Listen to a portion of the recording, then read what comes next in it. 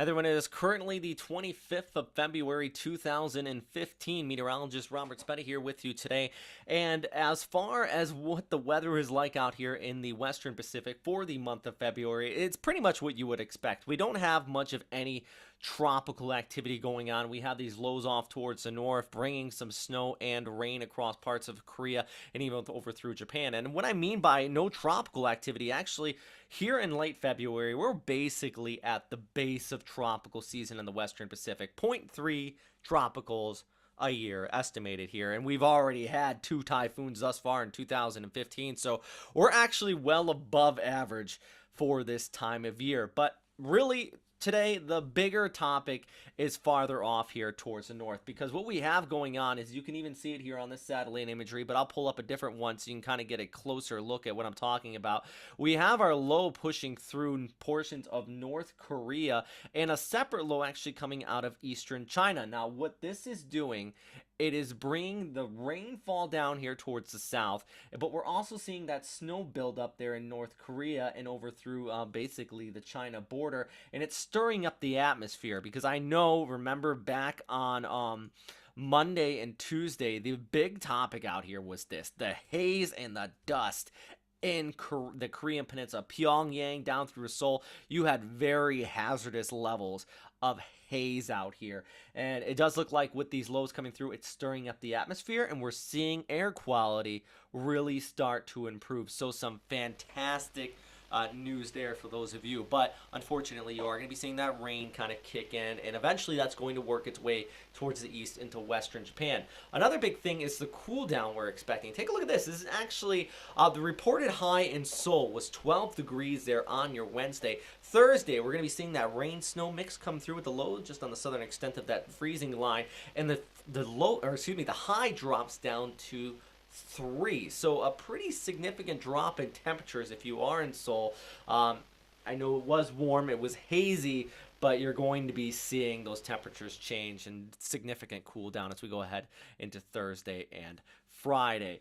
Let's pull back the picture though and talk about what else is going to be going on with this low, as it does continue to track off there towards the east, bringing widespread rainfall in western Japan, even extending out there towards much of central Japan. We're going to be seeing rain, not so much snow. I don't think in the higher elevations here we're going to be seeing significant snowfall. Now, the big problem with this is avalanche. We have seen numerous avalanche advisories put in place across much of Japan here by the Japan Meteorological Agency, especially in any of these areas in the mountains. If you are a skier, you don't want to ski in the rain. It's not fun anyways.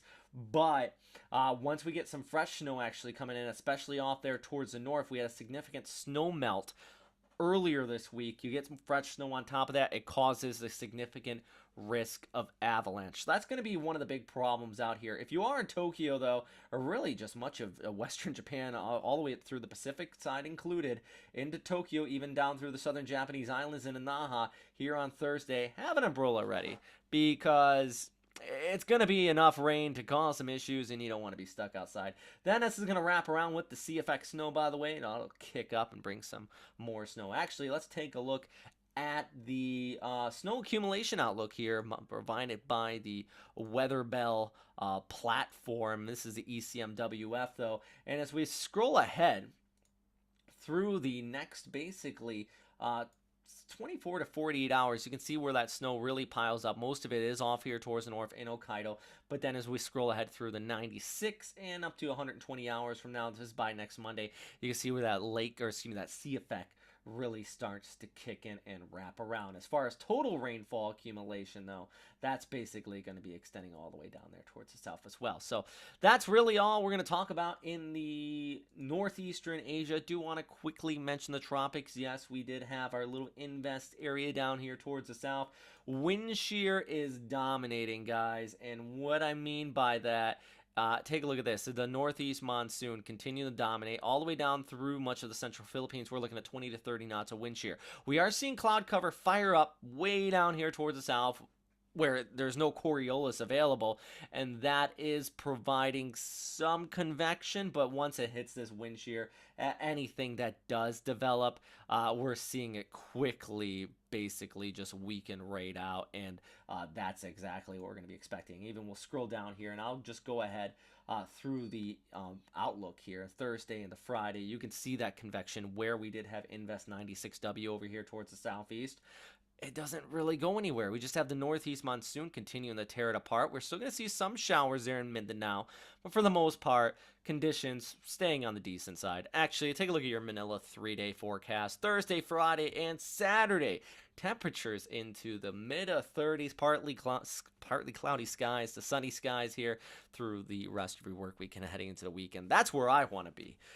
If I was out here and wanted to enjoy some decent weather for the time being. Still rather wet off towards the north and central China. You're talking about the haze in northeastern China.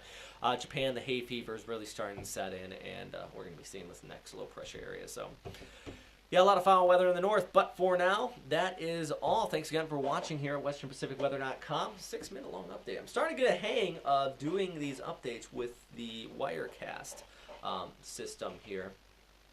Doing it all in one take, so a little different. But yeah, all right, guys. Thanks again for watching. All right, bye.